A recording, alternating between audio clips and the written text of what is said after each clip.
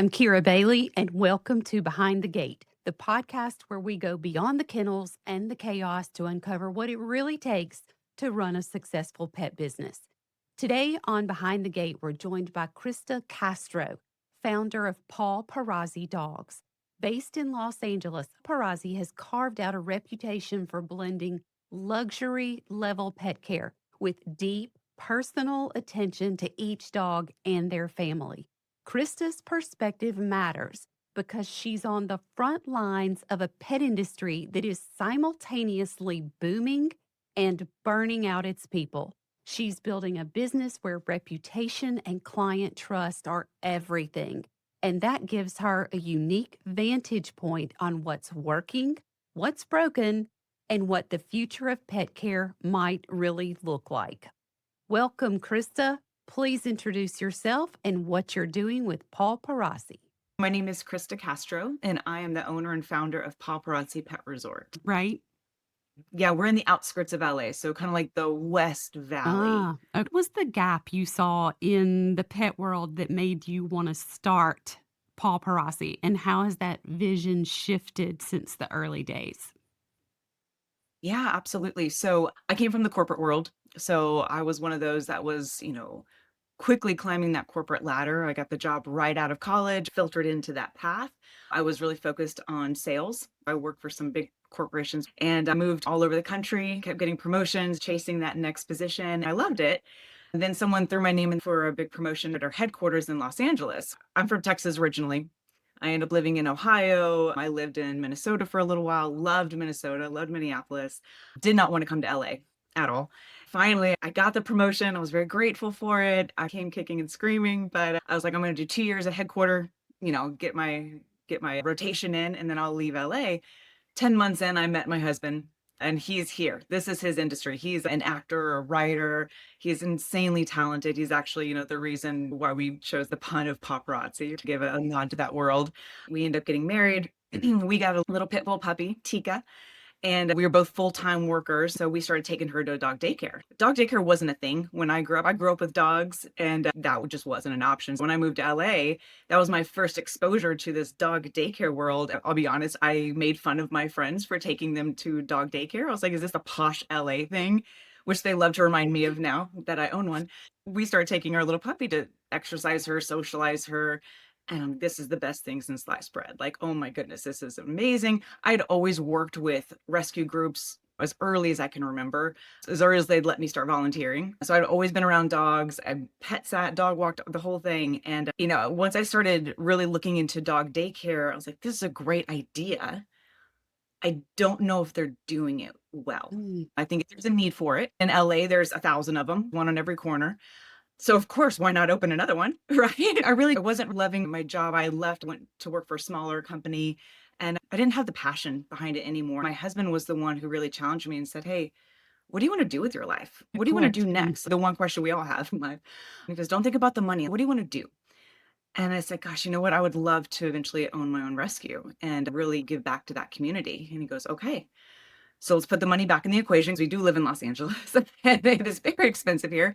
How can we get there?" And I said, gosh, you know what? I'm really intrigued by this dog daycare model. I want to learn more about it. I want to take my previous knowledge and experience with the rescue world, but really hone in and study and learn everything I can about this industry. And I did. I took 2 years and I studied everything.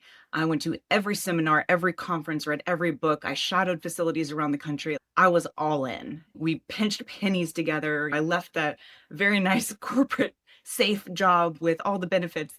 And thank God for the support of my husband, because that was a huge and very scary Yes. leap into the entrepreneur, Yes. right?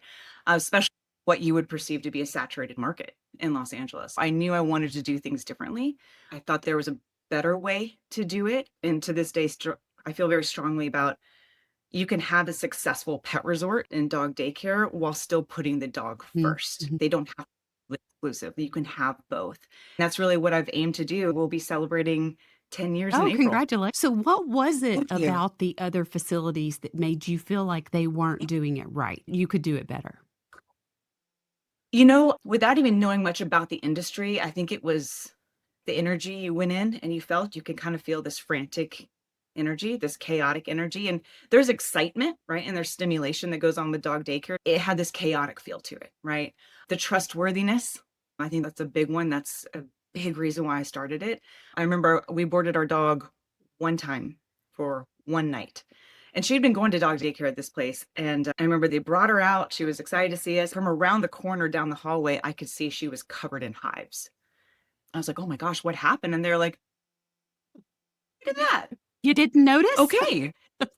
No one noticed. No one's paying attention. And that was shocking to me. So that was a big reason why I started rethinking it and saying, okay, I hadn't worked in a dog daycare before. I did a lot of volunteer work after that while I was researching, but I wanted to understand, how could that Mhm. happen? How can we treat, teams better? How can we pay attention? So yeah, that's kind of my big reasoning as we dove in a little So, bit here. what values are non negotiable for you? You decided to start from square one, build exactly what you wanted to build, your dream. What was it that you sat down and you said, I will not waver from these values? Yeah.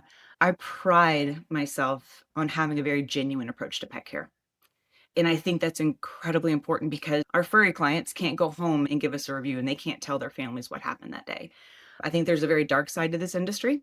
I've seen it. I've got employees that come to me from other facilities, so I hear the horror stories. I think it's really important to have integrity because we're not just selling services, we're earning Mhm. trust. I don't take it lightly that these families are trusting us to take care of one of their family Mhm. members. That weighs heavy on Yeah. me. Our mission is to enrich the lives of pets and their families through every service that we offer. With everything we do, we always have that in mind. How am I enriching this pet today? How am I enriching this family today with the services we offered their pet today? Mhm. I tell my team all the time, ever since the moment I interview every new team member, I say three guarantees of life: death, taxes, and mistakes. We're going to make mistakes. What's different about our facilities that we own up to it? We know that we're human. It's going to happen, but we put the dog's well-being above our pride every Mhm. time. And I think that's what makes it So you unique. have a level of transparency with the dog owners, the clients, builds trust. They know whether it's good or bad, you're going to tell them what's going on. Yeah. We dismiss dogs from our services. We don't cram them in like sardines. It's not about a body count for me. We really want to make sure that we are the right fit for that Mhm. dog. I tell my team all the time, every dog is not a daycare dog, and that's okay. There's nothing wrong with that dog. That's just not where they thrive. They don't thrive in that environment. So let's find some of our services where they will Right. thrive. We usually find that it's the owners that really want the dogs to go to take care, and the dogs are like, "Hey, no, I'm fine. I'll Right? just sit on the couch and watch TV. I don't want to go to dog daycare." Yep. Exactly. Behind all the glossy images of happy dogs, you mentioned it can be a dark industry. What Mhm. is the part of this business that quietly eats away at your team? That's a great question. I would say oftentimes the stress that we see with owners refusing to get educated about nutrition, exercise, training, things like that with their dog. We want to set them up for success, but there's only so much we can do in a few hours a day with these dogs. I think that stresses the team out a little bit. Another thing that stresses us out is everyone thinks we have a dream job, right? We play with puppies all day. That's what everyone thinks Mhm. I do. That I just play with dogs all day. But really, we're dealing with very stimulated, very happy, very energetic dogs that are coming in, or we're dealing with fearful Right. dogs, who are a little overwhelmed that are still building their confidence. They're still on that journey, right? And it weighs on you. Being responsible for a life weighs Mhm. on you. And as much as we choose this industry because we want to be around dogs and we find our joy and our passion within that, we are very cognizant of the fact that it's a very high level of responsibility. Right. A very emotional industry with a narrow margin for error. Absolutely. And what people don't realize is our clients, our paying clients and our furry clients, our clients pass away. We deal with Mhm. that. We're part of their village. Some of these dogs we're help raising since they were puppies. And just through the lifespan, we get notified, oh, so and so passed away. And we grieve with them. I think a lot of times people don't see that side of us, is that we grieve every single loss because they're part of our lives too. And we take it very seriously. My team, we're not coming in and clocking out. Right. Like we take it Right. seriously and we grateful for the time we get to spend with our dogs. Burnout is everywhere in the pet care industry. Felt Yes. that weight most personally. I think when your clients pass away, that's very difficult. I also think burnout happens a lot too. A lot of people choose this industry because they prefer not to work with people a lot, tackling that aspect, being a leader, being a boss, being a mentor, and helping our team through whatever journey they're going on. That's an honor for me. I didn't understand how much that would weigh on me personally through this Mhm. journey. Our mission at Vellum is systems beat willpower. So, where in your daily operations do you still find yourself relying on grit instead of systems? Grit instead of systems. I'm not sure because we are pretty good about systemizing just about Yeah? everything now. Give an One big example thing. of how it works in your facility, how you've got everything systemized. I mean, we have an SOP, a standard operating procedure for just about Mm, everything. The way we answer phone calls, the way we are pre-vetting our clients, because again, we want to make sure we're a good fit for them, all the way to the way we fill up mop buckets and the way we clean and our chemicals training and the way we handle a dog, the way we perform temperament tests. We try to structure and standardize everything so that nothing we do should be emotional. It's difficult when we walk into this industry because we're naturally dog lovers. A big part of my job as the owner of this business is to make sure that I'm attracting dog lovers, but they also understand when you work here and walk through those doors, you are a professional dog right. handler. Right? And so there needs to be a difference there. Mhm. We clean, handle the dogs, the timing of when we give affection, the structure we provide, we're not being mean to these dogs. We're actually enriching them because structure provides stability and predictability, which relieves stress and anxiety. I'm really big on training and education with our team. We go through multiple different platforms, multiple different levels of training, and I'm always learning. I love personal training. I'm constantly still going to seminars, reading books, doing, anything I can get my hands on because I want to be on the cutting edge of where the industry is going. If Always. you could get expert help in one area of your business right now, what would it be? I live in California, so HR is fun. All the ever-changing HR laws. I would say that even though I've got a great employment attorney and a great structure and everything there, that's probably the least favorite part of my job because it's its own world and its own industry. We have about 40 people on our team right now. Yes. We're managing a fair amount, so I would love additional help there. I would never turn that Mm. away. So, like onboarding and training. Yeah. Yeah, exactly. If automation or AI could take one repetitive burden off of your plate tomorrow, what would free up the most time? What would you actually do with that reclaimed time? Yeah, that's a wonderful question. AI is on the forefront of conversations right now within the industry. It's a difficult topic to approach because, like I said earlier, we're selling trust. I think the preconceived notion of AI is I don't want to talk to a robot. However, I see the benefits of AI and I try to use it wherever I can when I'm tweaking a job description or coming up with a questionnaire or a survey for my team, a survey for my clients. I'm trying to find ways of, different perspectives by utilizing Mhm, AI.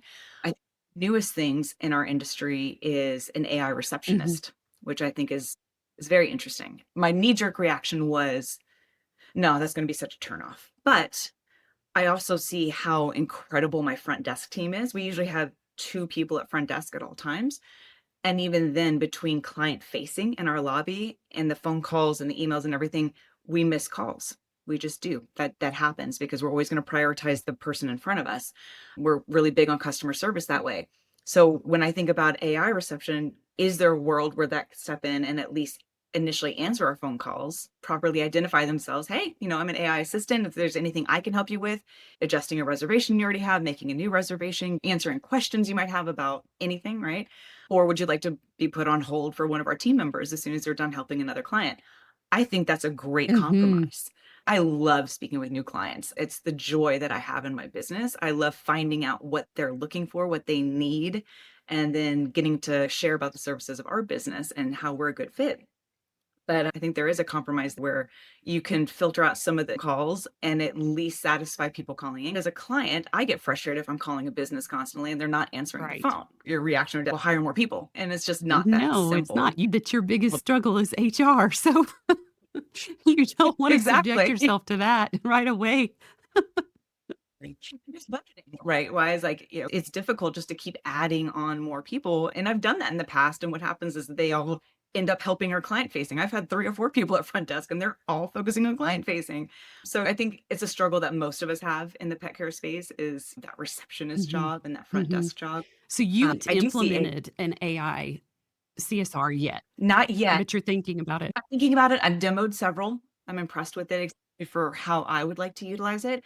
I think a roadblock right now is our software systems that we use are still kind of catching up to allowing that capability of Mhm. connecting, Mhm. right? I think it's really early. I think it's going to take off. And I really do think that we're going to start seeing that a lot in our Yeah, industry. I some people fear that technology is gonna strip the soul out of pet care, and you touched on that. What do you think needs to Mhm. stay human, no matter how far automation goes, and what can we delegate to automation other than the CSR we talked about?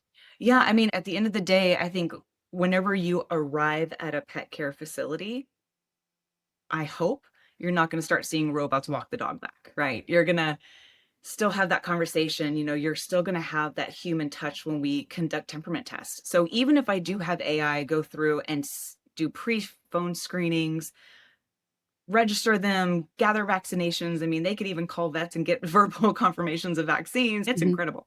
Even if I have AI do all of that, they still can't replace that face-to-face contact when they first come to our facility. And I think that's where our team shines.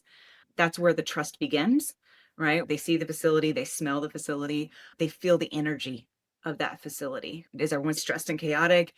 Are the employees happy? I don't want to drop my dog off at a place where the employees clearly don't want to be Right, there. everybody no. Mm, is the culture great? How is my dog responding to that energy? I think that will never be Right, replaced right. by all the fun, boring admin stuff. Heck yeah, I'm going to look into Take that. it. Yes, Take yes, it. because it gives you more time to do the front Yes. facing and more time to spend with the dogs. The pet Correct. industry, do you think culture is hurting businesses like yours more than it helps? It is interesting. So with our industry, especially in our market, and I'm sure other markets experience this as well, our biggest competitor is not necessarily another facility. It's all of these home-based sitters like Rover, Wag, things like that, right? Where they are literally pet sitters on demand. I can't compete with that. I have operating hours for a reason. We even close in the middle of the day for 2 hours because we enforce a nap time for the mental well-being of our dogs. You cannot come in and out of our facility for 2 hours. So, we're not as accessible as these home-based on-demand pet sitters. I really had to accept that and say, "Okay, my facility is never going to be able to compete with that, but I can guarantee you how well my team is trained. I can guarantee you how clean my facility is and that we've done research on the chemicals that we use and that everything is completely safe." Another thing I can't compete with these pet sitters are price. Right. I'm the highest priced facility in my area and I'm okay with that as long as I consistently provide that value of service, that high standard of care that I'm pricing for. I'm never going to race to the bottom. I don't believe in high body counts. I believe in quality over quantity. That just provides a more enriching experience for those pets and their families. Mhm. So, yeah, that's just kind of how I operate. When you imagine Pawparazzi 5 years from now, what do you see? Not just in size, but in the kind of life you want to give you and your team? Yeah, absolutely. I would love for us to be a 100% enrichment based structured daycare where we are very high priced with very limited dogs coming through, where we can all really focus on fun, different games, activities, wellness, sensory play, training, socialization, and have every team cross-trained in every service right now. So right now we have pack leaders that focus on the group play of dog daycare. We have trainers and senior handlers that focus on camp or enrichment style daycare. We're kind of trialing that right now, and I would love to see that expand to 100% of our services in the future because it has been so beneficial and it's been so popular with our clients. Right now we're at a 24,000 square foot facility. Did I want that? No. The first 6 years of Paparazzi, we were in a less than 5,000 square foot facility, and we pinched pennies and built that thing out. We were not sponsored, we did not have all this money.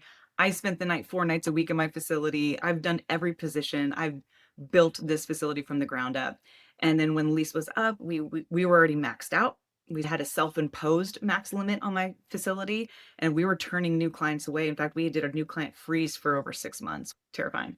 But it was really important to me to always maintain Right. safety above anything and everything else. But then we looked and looked for another 6, 7 months for a new facility. We could not find anything except for this 24,000 square foot facility literally right behind my current building. And I was like, It's meant to "Okay, be. this is where I go. God help me. Please help fill out this building a little bit, or at least let me get into the black sooner than because this is a little scary." So talk about burnout and Oh, stress. yeah. But I think it was really great having that smaller facility because I went into the big facility with that mindset of, I'm focusing on the value per dog. I'm not focusing on getting in as many dogs as I can. So we kept that high quality of service mentality, and that has really helped us. And I think just continue to push us through into our success right now, which I'm so Yeah. grateful for. What would it take for you personally and for the industry at large for pet care to be both profitable and sustainable? Yeah, that's a good one because right now, with this current climate, we are seeing business Mhm. slow. I'm part of several organizations, one being owners of dog daycares, right? It's a big Facebook group. We have thousands of members in it globally. And we're constantly, sharing best practices, getting a pulse on the different areas of the country. We're not competing. Right. I can have a great conversation with someone in Buffalo. Even if I steal everything they do, we're not competing. During times like this, we're like, a lot of the discussion has been, hey, how's business right now? Is anybody seeing a slump right now? Everyone says pet care is this recession-proof industry, but have we really been tested in that too Right. much? We are starting to see things slow and things like dog daycare be a little bit more discretionary spending. Even boarding, we're seeing people travel a little bit less or be more cautious with their traveling. Or maybe they're changing their travel to be more road trips versus In which plane they can rides, take big their vacations. dog if they need to. Exactly. We're starting to see that a little bit, which is a little scary. We're starting to see regulars maybe not come as often. They haven't left us by any means, but maybe they can afford to come twice a week, not 3 times a week. It is scary to think about the sustainability of the business because in LA, my payroll's going up every Mm. year. Minimum wage goes up every year, which means my salary goes up every year because we always want to be above that. Utilities go up, rent goes up, taxes go, everything goes up. But I think I'm starting to see where pricing is starting to hit a ceiling. And so now you have to start really getting creative of new and exciting services that are making that value proposition a little bit better and sweeter in our clients' minds. We do a lot of fun themed events. We do a lot of enrichment based. A lot of it's also education as to why these services are important. I think in terms of a sustainable industry, we have to be on the cutting edge and focus on the mental well-being of the dog. I don't think that most places could or should get away with the numbers game of just packing them in. As many dogs as you can physically fit, because then you start losing Right. safety. Temperament tests are a little bit more loosey-goosey if they're even being done because they see that dog as a dollar sign coming through the Mhm. door. It's also an interesting shift in the industry where a lot of independents are getting bought out by big corporates, big investors coming through the door. So you're not getting owners that are involved. Right. When things turn corporate, it's very much a numbers Mhm. game. And it should be, but again, like I said earlier, I don't think it needs to be mutually exclusive. I think you can create this mentally stimulating, safe, clean environment, putting the dog first while still having a profitable business. I just think we got to start getting a little bit more creative and focus on the education piece moving forward as to why is my pet care facility the best choice for you and your Mhm. dog? Uh, Yeah. so it's a very How interesting. are you educating your clients about the value you provide? I think our biggest education piece right now is enrichment. A lot of people, you say, oh, we focus on canine enrichment. Okay, well, what is that? We had enrichment club. I'm like, okay, that sounds like a fun activity. Sign my dog up for that. I'm like, well, here's why it's important. Hmm. Here's why, searches and nose work is important. We have a Sniffari room. That had to be educated, right? Because they're like, why would I pay you to have my dog sniff That's something? so cute. I've And never so heard of that. it's a lot of fun. It's one of my personal 2 dogs love it. They drag me to this room. So we converted an old office. We've got trees, palm trees, camel on the wall, different plants, boxes. We hide scents, like actual like specialized dog scents throughout the room. And then sometimes we'll even throw in 1 or 2 treats. We've got ball pits, snuffle mats, anything and everything in this room. Do you walk in and you're like, this is a cluster. What's happening here? The dogs are immediately honed Yeah. in on it. 15 minutes of sniffing and smelling is like an hour Oh, walk. yeah. Most people are like, "Wait, what?" Yeah. You didn't get to that morning walk before you dropped off at daycare today? Why don't you sign up for Sniffari? Let's give them an additional stimulation Hmm. today that's gonna drain them in a different way that, you couldn't provide Do today. you do that through social media or just when a client comes in, you talk to them, email blasts? How do you get them excited about these options? My favorite way is in the lobby when we're talking. "Have you heard of Sniffari yet?" Or I overhear a conversation like, "Oh, yeah, someone didn't poop this morning. So sorry." We get that a lot. "So sorry we didn't get our morning walk in this morning." We're like, "Okay." And I'm like, "Oh, you know what? Let me introduce you to Sniffari. Have you heard about it?" It's a great platform to speak about it. We have it in our social media. We have a lobby TV that we have a monthly calendar or like a monthly video loop that we do. And that's a piece of it with a short video of a dog sniffing around, like, "This is Sniffari." Because a lot of times too, they need to visualize it. Like, are you just leading my dog to something to let him sniff and I'm gonna give you money for that? So it's like, no, no, no. See how excited these dogs are. When they get into that sniff mode, it's very distinct. And just having casual conversations with clients like, oh yeah, my dog loves to sniff. In fact, like we don't even do fast walks anymore. They just sniff on their walk. I'm like, Yep. okay, this is for Yep. you. And then we talk about breed characteristics too. We started identifying different breeds that would really enjoy this type of activity. So that's a big piece of it as Did well. you come up with that idea yourself or did you borrow it from someone else? I borrowed it because I'm constantly studying about enrichment Yes. and what's new with enrichment. I do believe that's the way the industry is Mhm. going. I think that if pet care facilities are not including enrichment at some level, they're way behind the times. They need to get caught up for sure. And it's an exciting movement within the industry. It allows your team to have fun too, Right. because this is not an easy job. But when you start implementing things like enrichment where your staff gets to get creative, because there's no just blueprint for enrichment. It's like you have the ideas and the core pillars and then you get to be super creative with it, which is where Sniffari kind of came through, where we knew about scent spaces and the importance of scent work. And then we said, okay, what if we marry all that and create this new experience? And it's really I been love fun. that. I think people listening are going to go back to their businesses and say, okay, I learned today we Yeah, need to implement Sniffari. absolutely. And I would even say too, because I know one of the things I get asked a lot is, okay, well, I have a small facility or I don't have space for that. You can leash a dog, find a corner or even just a small wall in your facility, put some plants, put something on the wall, hide a couple things here and there. And that works. I would definitely encourage anyone who's thinking about that. Don't let the size of your facility hold you Yes. back. That's just a challenge to be even more Right. creative. Well, Krista, thank you so much for being open with us today. Is there anything else you'd like to leave with our listeners? I would say when you're choosing a pet care space, make sure you're asking all these questions.